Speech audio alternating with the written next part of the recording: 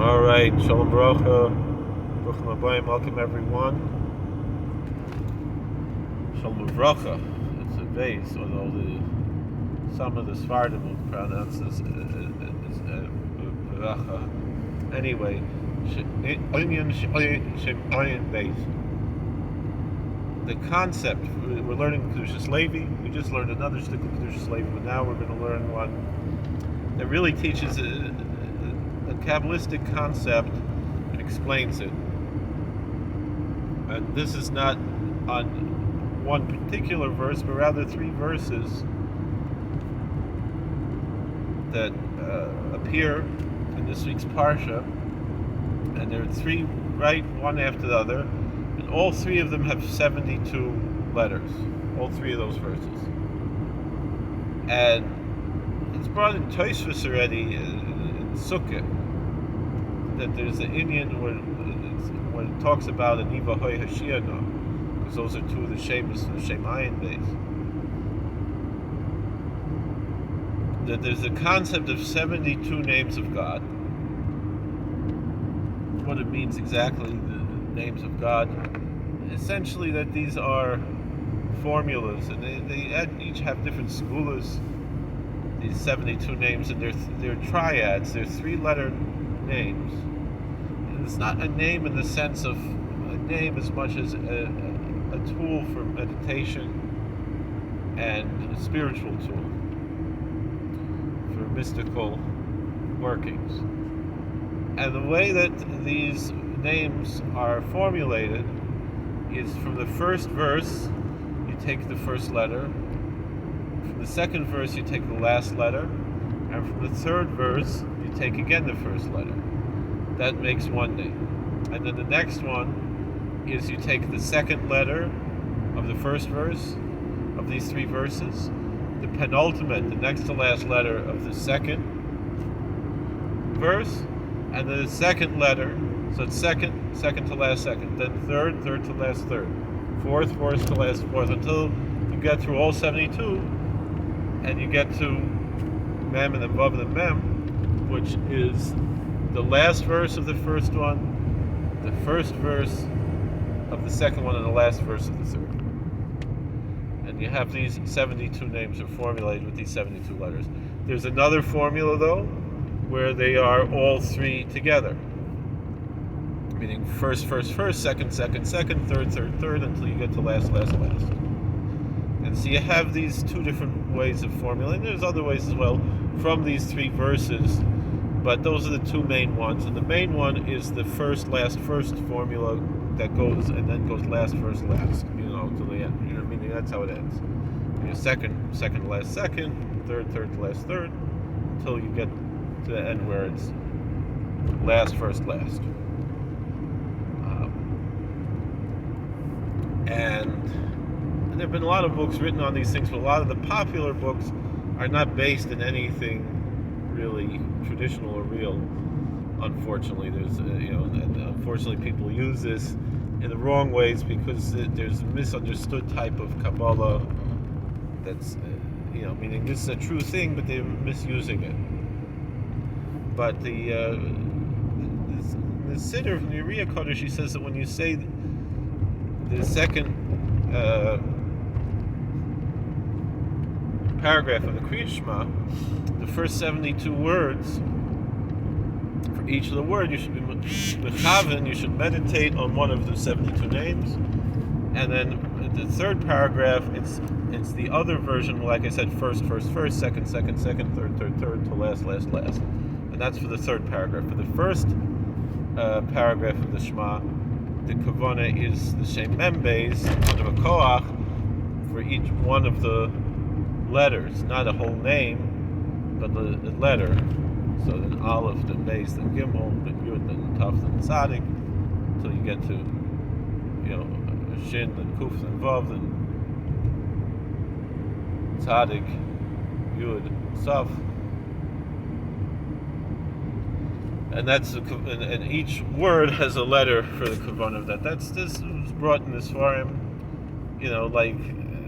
like my local Rav, Rabbi Fishbane, says the Knoi bezogen the Ivra, that's it. We're not necessarily going to explain the full depth of this concept, but we can just say it over the best we can.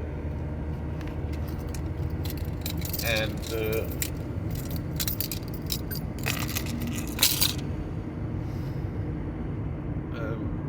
so, like, as you remember, and actually a lot of Siddurim, they print it like that, especially from like Satmar and Toldos Avram Yitzchok and Saran.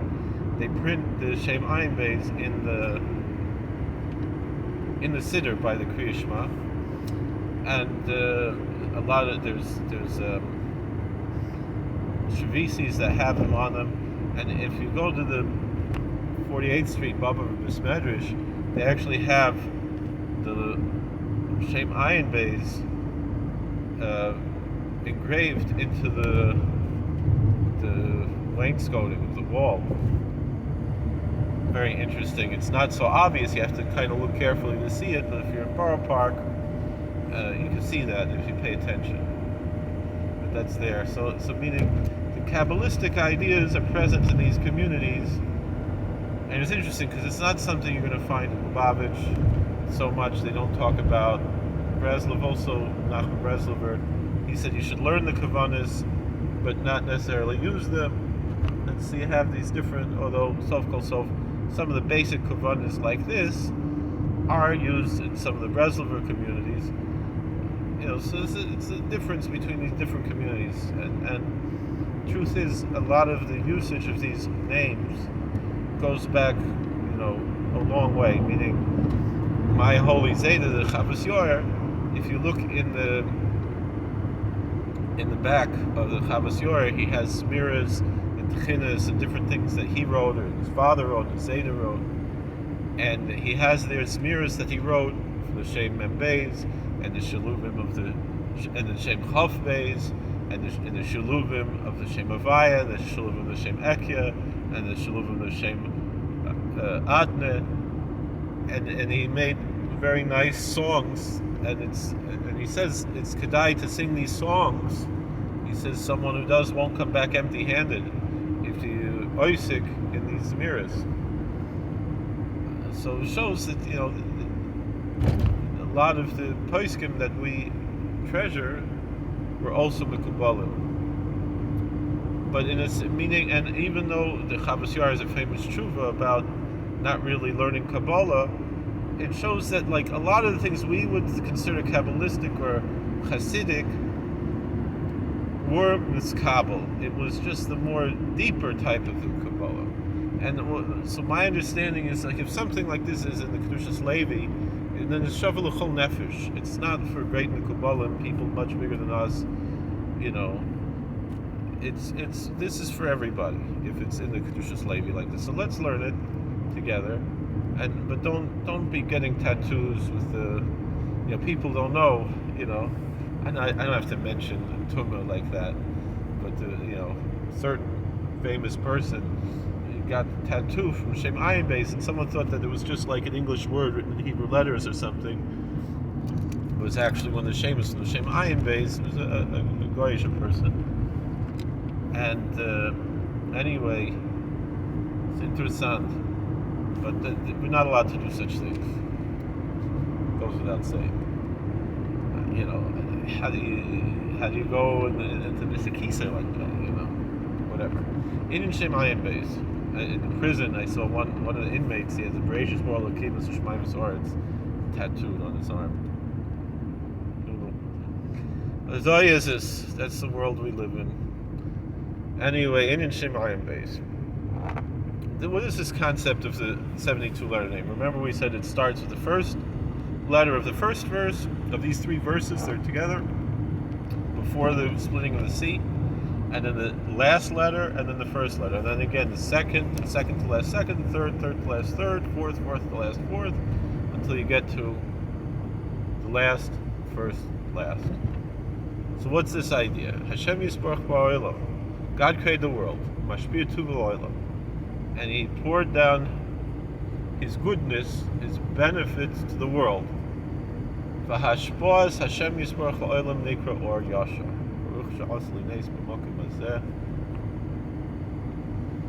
So this way, the cow. So the influence of God that comes directly, that's called the straight light. Masher lamus magbiim atzmam ha'avoid Hashem yisparach shechoizim l'shorsha nikra or choizer. But then the creation, the worlds themselves, pick themselves up by the bootstraps, right?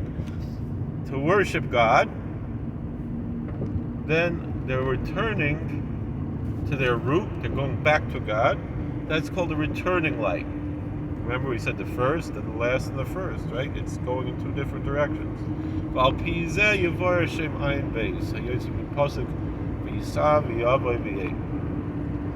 this is how we can explain this Kabbalistic method that's called the name of the 72 names. And it comes from these three verses. One verse says V'yisa, and he traveled, and then says V'yavoy, and he came, V'yet, and he lifted up the staff, to Yashav Afuch, Kedushas B'sidar Rizal, Kriyashma. So it goes straight and back and straight, forward, reverse, forward. This is mentioned in the Siddur Arizal by Kriyashma. Like we mentioned, the second paragraph of the Kriyashma, the Kedushas says that one should have these kavanas by V'hoyim Shemoyah, by the second paragraph of the Kriyashma. The Pasuk V'yisa Hu Yashar, the first of these three verses, each of which have 72 letters in Hebrew. V'yisa, and he traveled, that is forward, that's straight. The Pasuk V'yavoy, and then in the verse it says V'yavoy, and he came back. Hu Hafuch B'Shem Ayin Beis.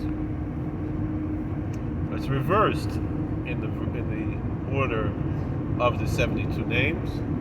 Pasuk V'yet Gam Ken Yasher, and then the verse, and he lifted up, when Moses lifted up his staff to split the sea. It's also straight.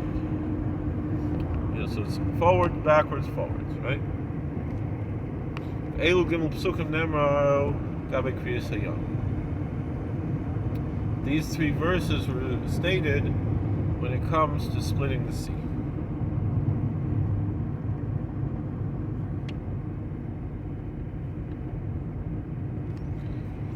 Inyan Hayam Hayakein Kach. This is the concept of the sea. First, God created the sea. So that's the straight light, like we said above. God made the ocean. God made the sea. The goodness of God, that He created everything, that's called a straight light, right? The forward light. But afterwards, when the sea split, it's returning to its roots. That's a returning light, because the sea is doing God's will by splitting, by doing something unnatural. So that's a returning light. That's lifting itself up by the bootstraps back to God. And that's why, that's what's represented in the this middle verse being backwards in the 72 names. How we formulate the 72 names. Subsequently, when the sea returned to its normal strength, because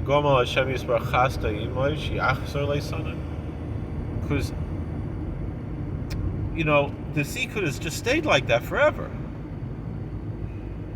But God, in His kindness, allowed it to return to its normal natural state. It's also called a straight light. That God allowed nature to return to its natural form. Because God could have just said, all right, you split, it's going to stay like that forever. Didn't have to put it back the way it was. The whole world could have seen this forever, right? We could have all gone to Yam Suf to see such a thing. right? If God didn't have mercy and kindness on the sea to allow it to go back to the natural state.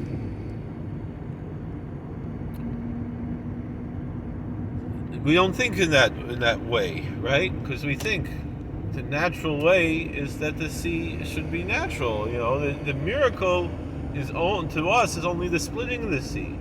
We don't recognize the miracle in the sea going back and allowing the gravity to bring it back. But really, we should see that miracle because that's a miracle of creation. Meaning all the natural forces of the world are miraculous. And it's a kindness of God that He allowed the sea to go back to its natural state. So it's a gewaltige Sache. I know some of the Rebbes now, they go to Eilat to go see the Yam Suf.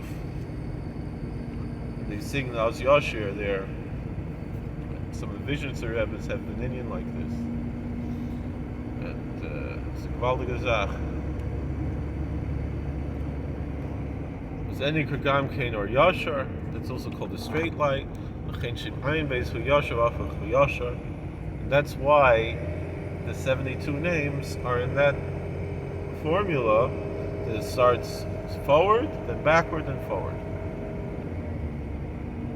The Meramis al Brias Hayam to Yashar.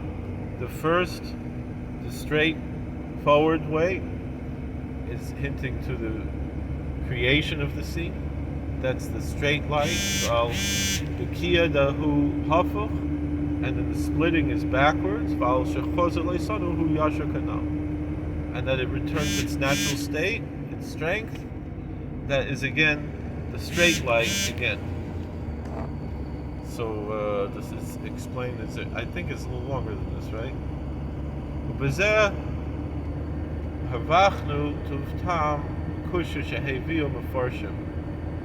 So now, with this, we have an answer to a question that the commentaries ask.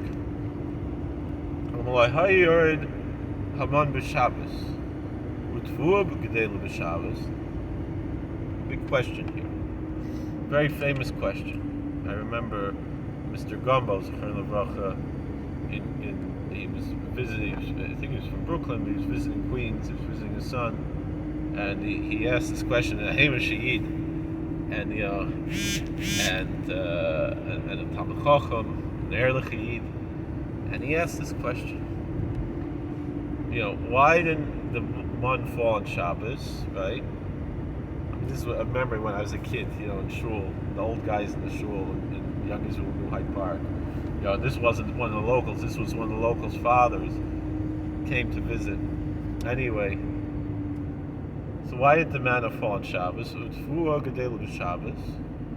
I mean, everything naturally grows on Shabbos, right? The plants grow, the produce grows. Ayin ba'al shech HaKadosh. So see, the Al Shech HaKadosh asks this question. And we can understand this, but I remember what Mr. Gumbo said. He said, that the whole world keeps Shabbos, but how do you expect a plant to keep Shabbos? It eats cholent? That's what I remember. It's a memory from when I was, a teenager. Type of memories I have. So anyway, I remember Rabbi Dax, side. He said he would always tell us like this.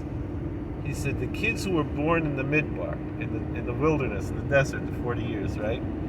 If one day, a Tuesday, the manna didn't fall,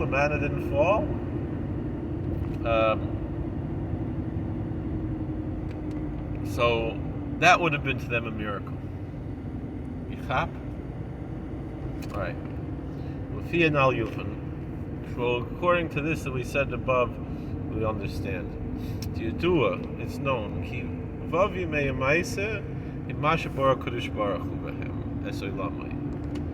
The 6 days of creation, that's what God created the world. the Chsiv, this is written, the Ten Commandments. It's next week's Parsha, right? Can't believe Shovim is almost over. So in Exodus chapter 20, verse 11, it says, Ki Sheshis Yomim also. When one of the Ten Commandments of the Sabbath, it says that God made 6 days. Shehu Ari Yasher Kanal.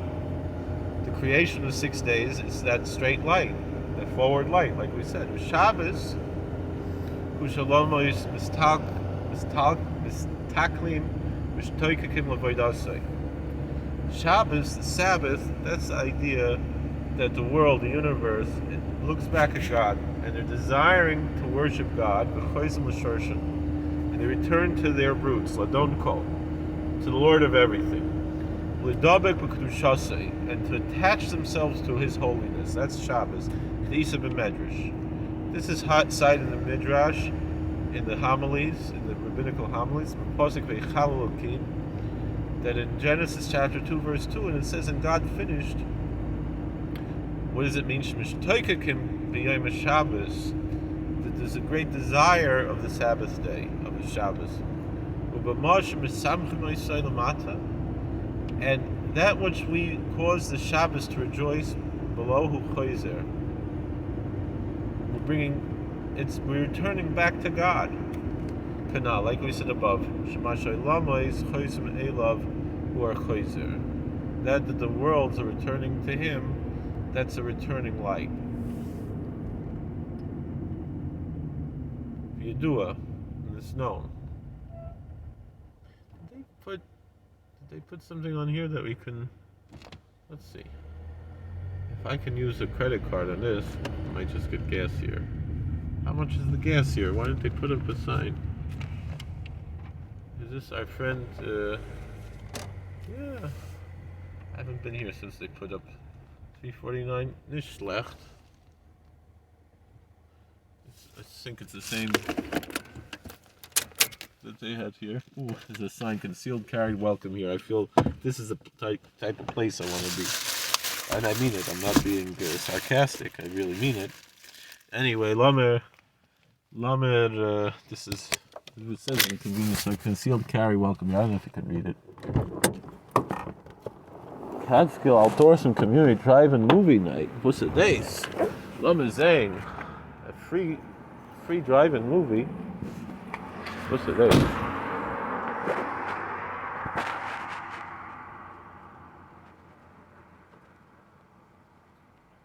Jeffersonville.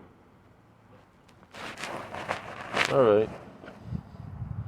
I wonder if they show anything interesting. Alright, let's finish learning. So, Shema Shoy Lamoy Chayzer may love who are Chayzer, right? That the light, is, the world returning to God, that's the returning light. If you do it is known, Ki Amon Shirad Mishamayim Haruchni. The manna. Let's wait till that car goes by. I don't edit my videos, but let's. So the manna, right? The manna that came down from heaven, that's a spiritual thing.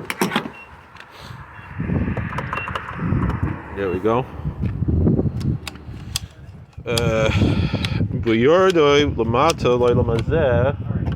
And that which returned to this world, it became somewhat materialized, a little bit. That's the spiritual downpouring of blessing and influence from above to below. Do Ora Yashar, that's the straight light. And that's why the manna did not fall on the Sabbath. The Sabbath is the opposite. The Shabbos who are a choizer kanal. The Sabbath is the returning light, as we said above. But she'ein kain tvula gedela b'Shabbos. It's not the same case with regular natural produce naturally growing on Shabbos. You do a masha kosvu chachmei emes dilmata dilma gedela, because it's known with the Kabbalists, the mystics, the true sages say that why is produce grow. K'dei shiyaskil adam. The person should be able to know. I leave the... No, here it is. Person should understand intelligently. Ki al yedei chilas adam ma'ila doimim tzemeach l'ma'ila ayin sham. That when a person eats food, what is he doing? He's lifting up, right, that which is inanimate, that which is vegetable matter, and the animal kingdom. He lifts all of these up higher. It raises the spiritual level of these things, right? To be on a human level. That's why we have the opposite view when it comes to reincarnation of the Hindus. They should be well. I don't wish them anything bad just because we disagree with them.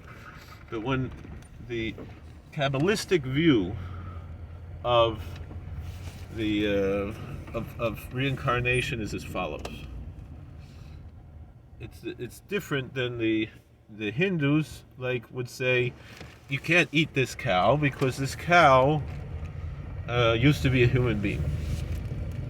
We say the opposite.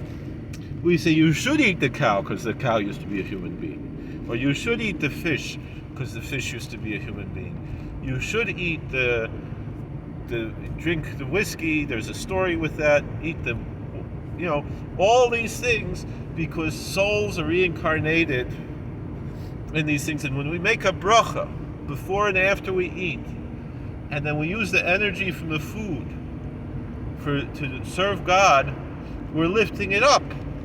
We're lifting up, and we're lifting up that very item itself.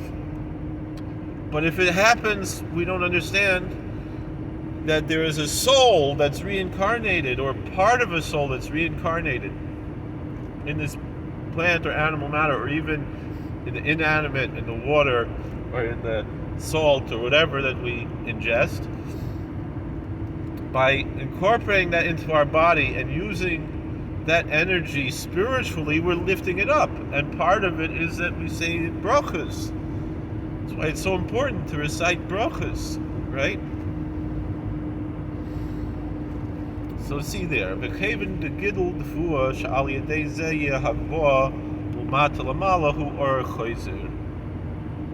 So the growing of the plants, that it's in order that it should be elevated spiritually, that's a returning light canal, as we said above. That's why it grows on Shabbos. Ki Shabbos hu choizer canal.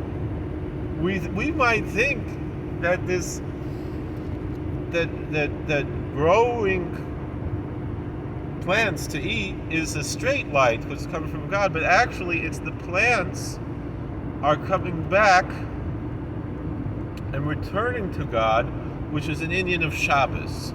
Now I don't know if we're allowed to talk about certain things you're not allowed to talk about on YouTube, but I heard that there's some psul, some blemish in the chicken feed from a particular company. I guess I won't mention that because most of us are not feeding chickens. And it's causing the chickens to get sick, and it's causing them not to lay eggs. Something is wrong. I don't know if it's on purpose or by accident, that's not to talk about. But this is what's going on. And then people are going back to to giving local feeds. Then the chickens are laying eggs, which was interesting because I was at the store, right? And the big commercial eggs were more expensive than the organic grass-fed eggs. And the chickens themselves, once you feed them the normal food, they'll go back to laying eggs, the organic food. Very interesting. I had a neighbor who used to live here. He moved to Tampa, Florida, Rebbe Shekin, and he was always pushing organic, and I was like, oh, what's the days? What difference make organic? But we see. But anyway, in the schus of learning this Torah, in the schus of the Heilige Tzaddik of Levi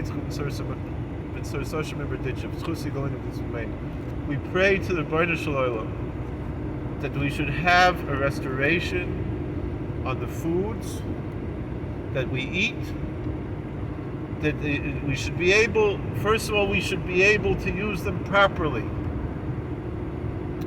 We should say brachas with kavanah before and after we eat. We shouldn't be afraid to bench. We shouldn't be afraid to wash if it comes to that. And the truth is, even though I can't bring myself to do such a thing, but I want you to know, you can use the Rambam's benching and say 4 brachas that are quite short. There's nothing to be afraid of to bench. One of my Rebbeim said even on Shabbos you can do that. Because you say that a shorter thing with kavanah, if that works for you, everybody, they have to do with what they have to do. But you're still saying 4 brachas, right?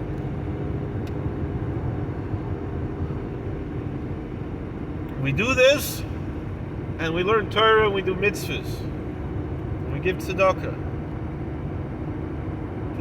and we try to do tshuva for whatever we do wrong. And it should be tshuva v'ahavas doinis nasislei kizochias mirtz Hashem. So halfway from the same shein l'schus, doinis shav rachmanis on us. In any event, and now is coming Chmishas B'Shvat, and I know it's all machloikas. I'm going to get into that right now. But sof kol sof, it doesn't have to be Chmishas B'Shvat. Any day you're eating food, you're making brachas, v'chulu, it's a gewaltige zach, and it's being mile.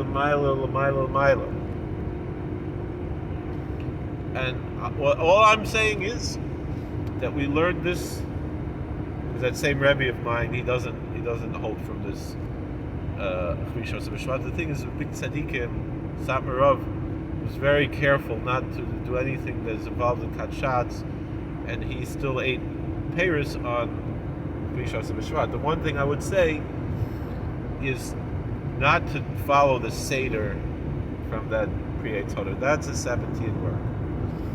But Stam, to be oisik the Indian and Achilas peiros, at the very least, you can say like Rav Moshe said on Thanksgiving, that you're not forbidden from eating fruit that day, right? That you're not forbidden from eating turkey on Thanksgiving.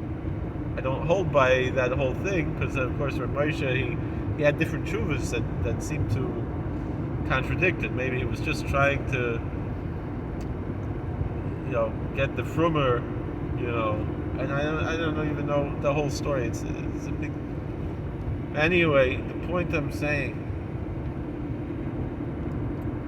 is like this: that we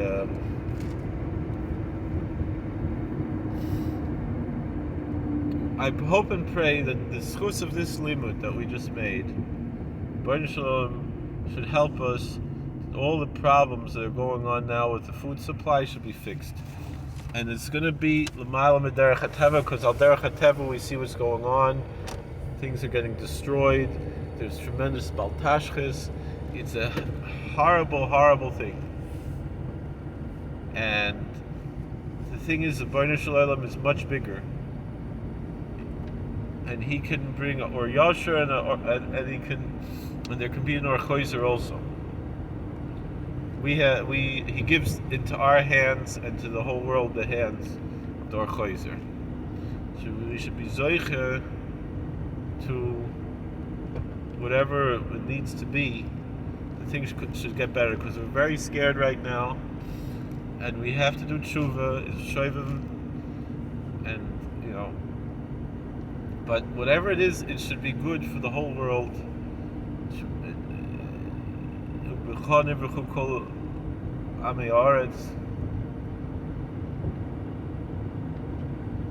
That the Klal Yisrael should be gebenched, and then from there the whole world.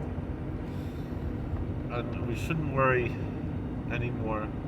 We shouldn't be upset. We shouldn't be scared. We shouldn't worry. Just have emunah, betochen, and we try our best, and we do what we got to do. We do mitzvahs, ma'asim tovim. We're so worried. What's going to be? If it's still like this, or it could get worse. Pesach. We need our eggs. We need our potatoes. We need, what's it going to be? We need matzah, of course, and grape juice and wine. What's it going to be? Advice. I don't know. So I hope and pray that it should get better. And in the schus of this Torah that we learn together, I hope that the Baruch Shalom has rachmanas on us. The schus of the big tzaddik of Levi, I hope the Baruch Shalom has rachmanas on us that things could get better. All right. Thank you for watching. God bless. Please like, share, and subscribe, comment, and we got to do our part. We got to. This part, the Svarma Kedushas explain that's, just like sometimes you have to go to work to get money, sometimes you don't. Sometimes Baruch Shalom just gives you the money. Sometimes you have to pray. That's what Baruch Shalom was geyser, that we have to pray, or we have to do other mitzvahs, have some schus. It's all ultimately from the Baruch Shalom, but he gives us the satisfaction of this experience. Alright, it's late. I have other learning to do also, and I'm almost home. I don't know if we're going to go back to learning Kedushas Shavim. Maybe we could even finish the whole Sefer. It's very difficult. It's not, the big thing with anything from Reb Tzaddik is he expects you to already know Shas and Poskim and Medrash and everything else. Or at least it says Ayin Shom, Kedushas Levi, not as much. He explains a little bit more. So it's easier for little people like us to learn the Kedushas Levi, even though they're both just as deep. So, alright, thank you for watching. God bless. Please like, share, and subscribe, comment, hit the bell button if you haven't done that yet. And I want to get this channel big. I want to get this channel, should be monetized. And so just by you watching this channel, you're helping. We need like 2,000 hours to get it up there, and then we need more to get more. So let's try. So try share this with your friends, whatever it is, because I don't mind this shameless self-promoting. Trying our best to try to do something and accomplish something. It's not. It's not for me. This is Torah and Yerushalayim, and also you can say you have Parnasa. It's good for Ruchnius too. So, all right. We'll see you all later. Thank you.